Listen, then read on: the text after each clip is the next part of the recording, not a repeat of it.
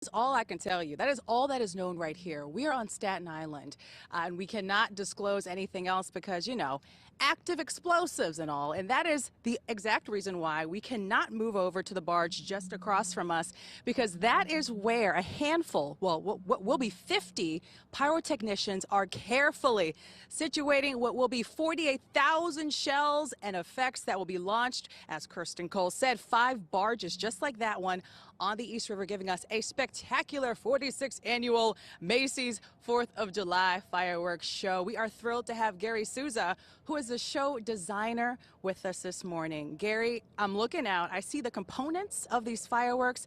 I can't make heads or tails to what any of it is. I know there's packing going on. There's a fair amount of wiring happening. But what is going to be taking place from today leading up to Monday, the big fireworks show?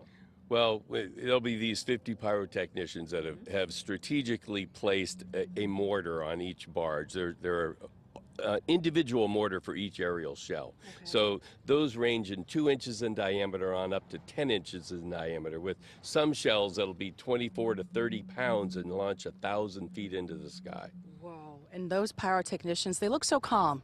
Well, yeah, it's a nice process. You have to be careful with explosives. They're being very cautious, slowly lowering the aerial shell in and connecting an electronic match to a terminal, 15 miles of wire that'll come back into the 10 computers that will fire the show. My goodness, like you said, it is quite a process, a tedious one that you have been involved with Macy's for over 3 decades. I'm fascinated by this process. And one of my first questions to you was, how do you actually choreograph a fireworks show, given that these are not active yet? They haven't launched. So how do you situate the colors and the shapes? Because this year you guys are saying it's going to be even bigger and better.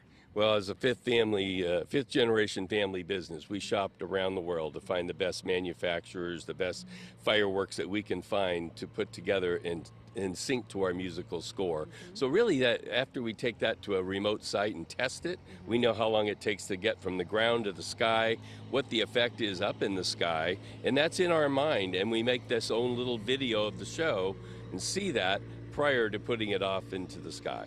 You're the man with a vision, so we leave all of that to you. But it's cool that you brought us kind of the beginning of that vision. What is this? Well, this here is one of the new effects in the show. It's called a whistling jellyfish. So the stars are strategically placed within the casing of the aerial shell.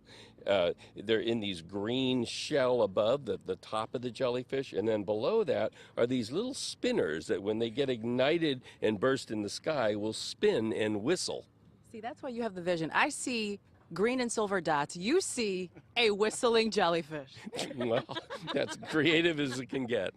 Amazing. And of course, these guys will be out here, these trained pyrotechnicians, about 8 hours a day, starting today, leading up to Monday. Gary, you mentioned there's going to be some brilliant music, something we've never heard before in the Macy's fireworks show. That is a great teaser, because coming up in the 10 o'clock hour, we're going to be talking to the music choreographer who is adding something really special to take this fireworks show to the next level. Craig, Kirsten, back to you guys in the studio.